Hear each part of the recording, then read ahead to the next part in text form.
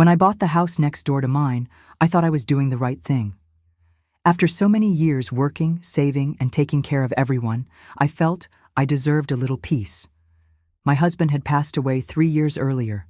It was a fast, cruel cancer. After he was gone, the big house, once filled with laughter, the smell of fresh coffee, and tools scattered in the garage, became painfully quiet.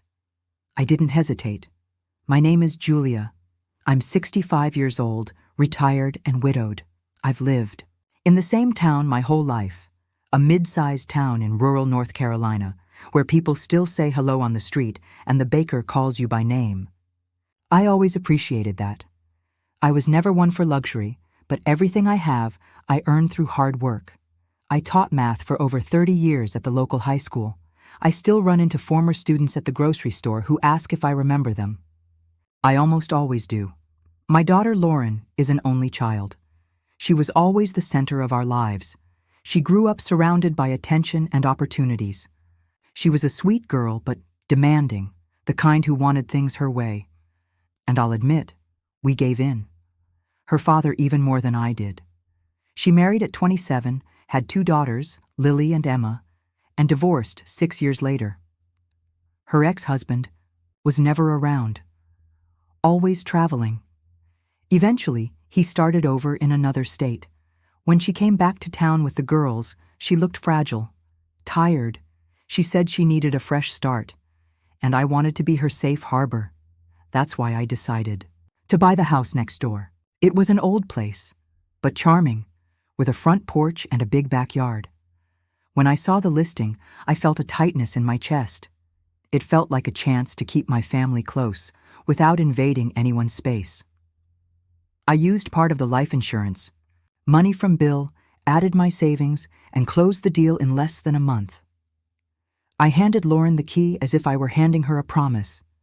She cried, hugged me like she hadn't in a long time. She said, for the first time in years, she could finally breathe again. The first few months, she was like a new person. She started working part-time as a receptionist at a dental office. It wasn't a fancy job, but it covered the bills. The girls, 7 and 10 at the time, came over almost every day. We made pancakes on Saturdays, played cards on Sunday afternoons. Lauren invited me over for coffee before work, and I felt alive again. Gradually, I became part of their routine.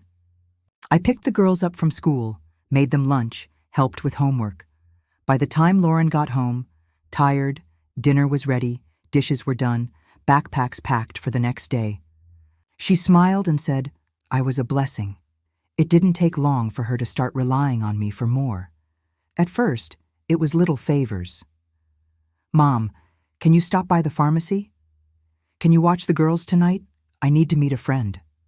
Then came the requests with a different tone. This month is tight. Could you cover the electric bill? I'll pay you back when I get paid. I always said yes, because she's my daughter, because the girls were happy, because I believed it was just a phase. Lauren had a delicate way of asking. She didn't beg, she persuaded. And if I hesitated, she'd say it in that soft but firm voice. Mom, I don't know what I'd do without you. Over time, I began to notice she wasn't shy about her own comforts, new clothes often, hair always done, nails perfect. She took the girls on expensive outings and came back with shopping bags from big city stores. When I asked, she said everything was on sale, that she knew where to find good deals. Meanwhile, I started covering her car repairs, home insurance, school supplies, even an old debt that suddenly appeared. She said it was to protect the girls' future credit. My savings, the ones I had carefully set aside for retirement, started shrinking, but I kept telling myself it was all okay. That at least we were together. That it was better than growing old alone. And I truly believed that, with all my heart. But suddenly, I realized Lauren had stopped coming over for morning coffee, or even afternoon tea. She called in a hurry, sent texts instead of knocking on my door. The girls, now teenagers, came by less and less, and when they did, it was always for something: birthday gifts, movie money, a lunch voucher, because Mom forgot. I was still doing everything. But slowly, I began to disappear from their lives. One day, I overheard Lauren talking on the phone, speaking about me like I was a burden. She didn't know I was there. She said I was kind, but a little naive. That maybe it was time to review my investments, to transfer part of my assets to her, since I wasn't going to live forever. I pretended I hadn't heard. I walked into the kitchen and started stirring the tea. But something inside me shifted that day. It was like waking up from a dream that had gone on for years, and it was time to wake up. I didn't confront her. I didn't cry or make a scene. I just swallowed hard.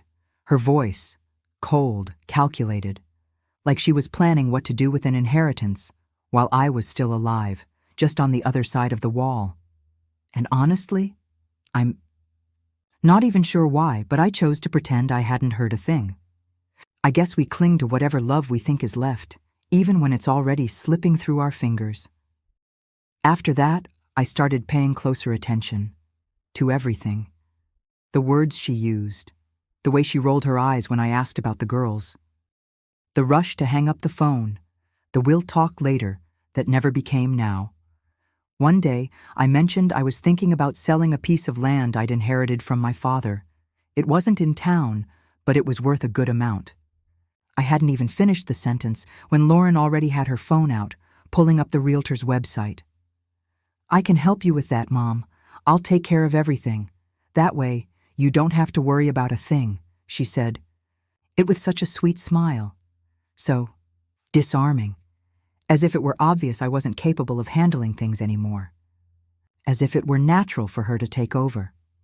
But do you know what hurt the most? Realizing she already saw herself in that role. Like I was some fragile old porcelain doll she'd keep on a shelf, look after from a distance, and visit when she had the time. I began to question everything. I had done so much for her. Bought the house, paid off debts, raised my granddaughters while she went out to get some air, as she used to say. I stayed up through nights of fever, bad report cards, teenage tantrums. And in the end, I was seen as nothing more than a walking wallet with an expiration date. One morning, I went over to her house. I had baked a fresh cornbread and wanted to bring it by. I knocked, but no one answered. I was about to leave it on the porch when I heard laughter inside. Laughing, chatting. Through the window, I saw Lauren, the girls, and a couple of friends. The table was beautifully set. Croissants, fresh fruit, natural juice, even flowers in a vase. I wasn't invited. I stood there for a moment, holding the warm baking dish in my hands, not knowing whether to knock again or turn around. I left. And I felt small, out of place. You know that feeling, when you suddenly realize you're no longer part of the picture? Later that week, she called asking for help with the roof. "Mom, because of the heavy storm, there's a leak in Lily's room. Could you call that handyman, you know? I'm swamped at work." But of course, it was never just about being busy. It was always the same. I handled the problem, and she had an excuse. I started to feel like an unpaid employee.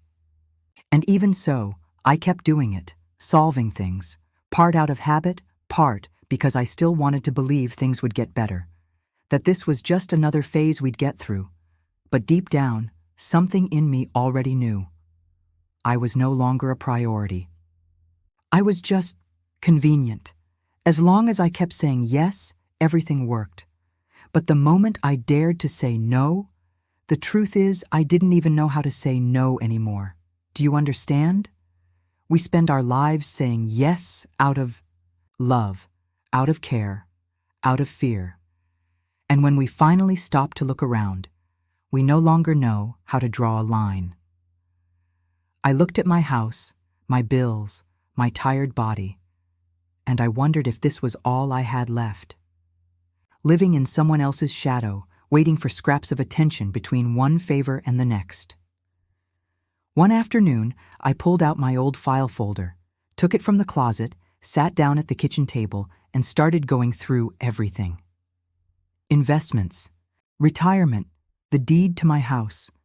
It was the first time in years I'd done it calmly. I realized I didn't even know exactly how much I still had, because I had handed everything over blindly, believing it was the right thing to do. I stayed there for hours, tea growing cold in the cup, notes spread all over the table. And for the first time in a long while, I didn't feel old. I felt alive, in control, like I was finally breathing through my own lungs again. And you know what? That night, I locked my door. Something I'd never done before. Just to feel, for once, that I was responsible for myself again. At first it felt strange. Saying no to Lauren seemed almost unthinkable, but one Saturday morning, the impulse came naturally. She called me, her voice hurried and direct as usual. "Mom, can you watch the girls today? I need to attend." That work event I mentioned. It's going to be dull, but it's important. I took a deep breath. My heart skipped a beat. Then I replied, "Not today, dear. I made plans to have lunch out with a friend. Maybe another time." Silence. I imagined her staring at the phone, disbelief on her face. Her voice returned, somewhat curt. "Okay, that's fine then." I hung up and sat on the edge of my bed, gazing at my coffee cup. My hands trembled slightly, I admit. But there was a new sensation, as if I had just opened a window that had been stuck for years. Fresh air flowed in and stayed. I did go out for lunch. Chose a new restaurant downtown that I had always admired from afar, telling myself, someday, that someday had finally arrived. I sat by the window, ordered fish with vegetables and a glass of white wine. I let myself be carried away by the clinking of cutlery, the soft murmur of conversations around me, and the sunlight dancing on the linen tablecloth. In that moment, I felt alive in a different way. The following week, I visited a small fair in the park. It had been years since I last went. Amid stalls of homemade bread and lavender soaps, I heard someone call out, "Julia Brooke? Is that really you?" It was Rosa, a friend from the girls' school days. She had moved away and was now back in town, always one to smile with her whole being. We embraced like old confidants. We stood there, chatting for over an hour. She told me about cultural outings organized by a local group and invited me to the movies. I accepted. The film was French, with subtitles, a bit confusing, but the popcorn was delightful and the laughter light. Afterwards, sitting on a bench near the parking lot, we spoke about life with unexpected intimacy. She looked at me intently and said, "You seem different, more radiant, more present." I didn't reply, just smiled, because it was true. For the first time in a long while, I was present for myself. But Lauren began to notice. Initially, it was subtle remarks. "Well, looks like you have quite the social life now, huh?" Then came more direct comments. One day, she showed up at my house unannounced. I was returning from a shopping trip, bags in hand from a little store I had taken a liking to. I had bought a beautiful notebook, a colorful scarf, some spices. "Shopping, Mom?" she said, peering into the bags. "Living it up, are we?" I laughed lightly. "Oh, just a few treats. Gifts to myself." She didn't find it amusing. She retorted, "I just hope you're managing your finances properly. You can't just go around spending like that." Her words hit me hard. The way she said it, the tone. It wasn't concern, it was control, and that's when a thought settled in my mind. Until then, I had handed everything over on a silver platter, a copy of my house key, bank statements, health insurance details. All for convenience. Suddenly I began to wonder, what if one day I truly need help? What if my voice isn't enough? Who will speak for me? And how? That night, I was restless. I sat in the living room with a cup of tea, reflecting on the past years. How many times had I said yes without hesitation? How often had I reached into my own pocket to cover the gaps left by her choices? And if I were to fall ill tomorrow, who would genuinely be there for me. The next Sunday, she called early, as if nothing had happened. "Mom, come over for lunch. The girls want to see you." I wanted to, but I also needed to give myself some space. So I replied, "Not today, dear. Rosa and I plan to attend a wine and cheese fair. Maybe next weekend?" Her response was sharp. "Rosa again. You're getting quite close to this new friend, aren't you? I just hope this friendship doesn't distract you from what truly matters." I simply said, "I'm doing well, Lauren, and yes, I'm enjoying myself." She hung up without saying goodbye. I sat there looking at my phone. For a moment, that familiar pang of guilt returned. The old companion of every mother who dares to prioritize herself. But it passed quickly, because I was learning to distinguish love from dependency. And gradually, I was beginning to reclaim my heart from the wrong places. I'm not sure if you remember, but once I mentioned a small piece of land that belonged to my father, a little plot, a bit out of the way, that no one in the family ever really cared about. Well, after giving it a lot of thought, I decided it was time to do something with it. I called a realtor I'd known back when Bill was still alive, and within a month, the sale was done. I didn't become rich, but I certainly can't complain. It was enough money to make a difference, especially at this stage of my life. But this time, instead of using it to help someone else or renovate Lauren's house, I did something different. Went to the bank, sat down with the manager, and asked to open an investment account focused on future income. The kind you can't touch easily, you know? No debit card attached, no quick access. It's the kind of money that protects you from the world or from people. I didn't tell anyone. It felt like hiding a small treasure, not because I wanted to be secretive or mysterious, but because, for the first time, I needed to feel safe just for myself. I didn't want opinions, judgments, or veiled requests. I wanted peace. Coincidence or not, that same weekend, Rosa and I went to a street fair downtown. I was excited about some handmade pieces, and we ended up laughing like schoolgirls at a little spice and tea stand. On the way back, she suggested we try a new restaurant in a nearby neighborhood, and I said yes without a second thought. We went on Sunday, ate slowly, without rush, and even shared a huge slice of key lime pie. I felt alive. In a simple way, but in a way I hadn't felt in a long time. Monday morning, Lauren showed up at my house with that familiar expression. She got straight to the point. "Mom, I wanted to know if you can cover the girls' tutoring this month. Things are tight, and I won't be able to swing it." She wasn't expecting the answer I gave. "Lauren, I can't this month. I've been reorganizing my finances and made a few adjustments." Silence. All I could hear was the ticking of the clock on the living room wall. "Adjustments?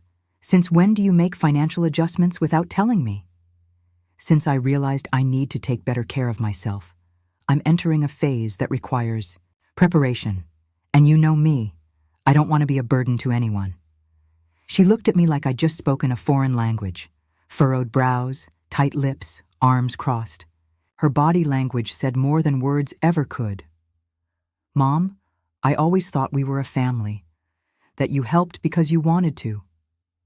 And I did help, Lauren, for many years. But now I have plans of my own. She didn't respond. She picked up her purse and left without even accepting the coffee I had just brewed. I stood staring at the closed door for a few minutes. I didn't cry. I didn't feel sorry for myself. But I did think. I thought about all the times I gave something up for myself so she could breathe easier. And I thought about how she's never truly asked how I'm doing. Not really. She's always just assumed I'd be there, available, ready, financially capable. Well, I'm not anymore. And to mark this new chapter, I signed up for a Pilates class. I didn't tell anyone. I just went. The receptionist gave me a warm smile when I asked if it was still possible to start that week. I laughed to myself as I pulled on the workout clothes I'd bought in secret. Because yes, even that we tend to hide when we've lived to please everyone else. At the end of the class, sweaty, tired, but strangely happy, I sat on a bench outside. the building, and thought, this is what I needed, the kind of tired that strengthens, not the kind that drains you. I went home, took a long shower, made myself a cup of tea, and curled up on the couch with a blanket. Deep down, I knew Lauren was still going to be upset. She was still going to try to regain control. But now I had already begun to distance myself emotionally from the idea of depending on her. Because I realized something. I can't expect her to take care of me the same way I took care of her. And maybe that's not even out of malice. Maybe she just doesn't have the space or the will. But I have a choice, and that's exactly what I'm making. I'm choosing myself. Choosing to make plans that are mine and realizing that's perfectly okay. It was a quiet Friday afternoon when I caught myself browsing travel packages for the following fall. Something peaceful, within the country, maybe up in the mountains. I saw photos of soft hiking trails, cozy inns, and trees dropping golden leaves in slow motion. And something inside me whispered, this could be your next step. I didn't decide right away to take the girls.